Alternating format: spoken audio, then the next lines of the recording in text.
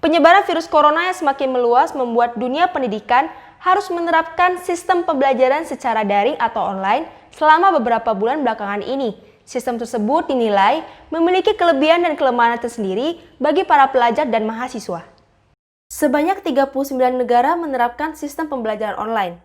6 negara yang menerapkan sistem pembelajaran tersebut sebagai pertimbangan dari jumlah kasus positif corona, antara lain Filipina, Amerika Serikat, Indonesia, Malaysia, Prancis, dan Korea Selatan. Sistem pembelajaran online membuat tenaga pengajar harus memaksimalkan materi yang disampaikan di tengah keterbatasan yang dialami. Violeta, selaku tenaga pengajar bahasa Mandarin, selalu mengandalkan papan tulis untuk mengajar. Saat ini, ia hanya dapat memanfaatkan slide presentasi yang menggantikan fungsi papan tulis.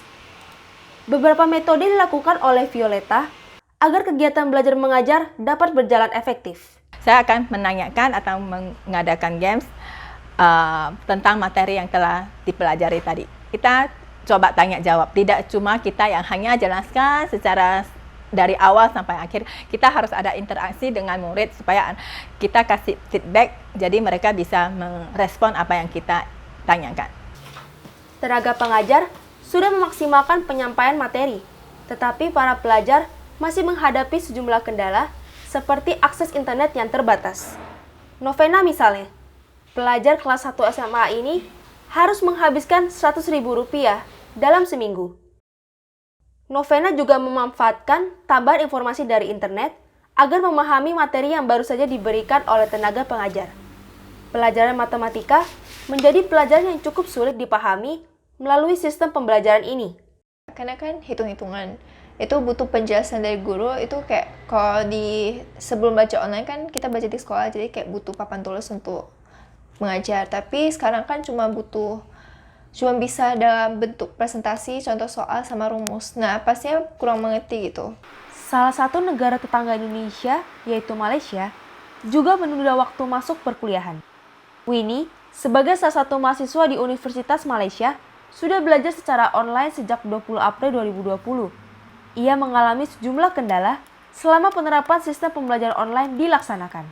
Pembelajarannya susah sih, soalnya kan kayak kadang ngacak-ngacak, terus kayak kadang pas lagi Q&A question gitu, kayak lagi tanya jawab, terus kayak gurunya tuh bakal unmute gitu semuanya, terus kayak suaranya langsung boom, kita nggak ngerti, terus kayak kadang orang tanya jawab kita nggak dengar maksud dia tuh tanya apa gitu, nggak ngerti gitu. Lensa Indonesia mengadakan riset terhadap 52 mahasiswa mengenai sistem pembelajaran online. Ditinjau dari tingkat kenyamanan mahasiswa dengan sistem pembelajaran online, sebanyak 36 mahasiswa merasa tidak nyaman. Sementara itu, hanya 16 orang mahasiswa yang nyaman dengan sistem ini. 4 jawaban teratas mengenai keuntungan yang dirasakan mahasiswa selama menjalankan sistem ini antara lain menghemat biaya transportasi dan konsumsi, menghemat waktu karena tidak perlu pergi ke kampus, memiliki waktu yang lebih fleksibel, dan dapat mengerjakan 2 pekerjaan berbeda secara bersamaan. Terdapat 5 jawaban teratas mengenai kelemahan yang dirasakan mahasiswa, antara lain mengalami putusnya koneksi internet, tidak memahami pelajaran, kehabisan kuota internet, rusaknya perangkat elektronik yang digunakan, serta kesulitan dalam mencari tempat yang jauh dari keramaian. Berdasarkan tingkat produktivitas, 27 orang mengungkapkan produktivitas mereka meningkat karena harus mengerjakan sejumlah tugas yang diberikan dalam jumlah yang cukup banyak. Sedangkan 25 orang lainnya mengungkapkan produktivitas mereka menurun karena merasa jenuh saat belajar secara online. Sistem pembelajaran secara online menjadi satu-satunya jalan agar dunia pendidikan tetap berjalan di tengah penyebaran virus corona. Sejumlah kekurangan harus memiliki solusi alternatif agar dapat mengurangi dampak negatif bagi para pelajar dan mahasiswa. Saya Sania, melaporkan untuk Lensa Indonesia.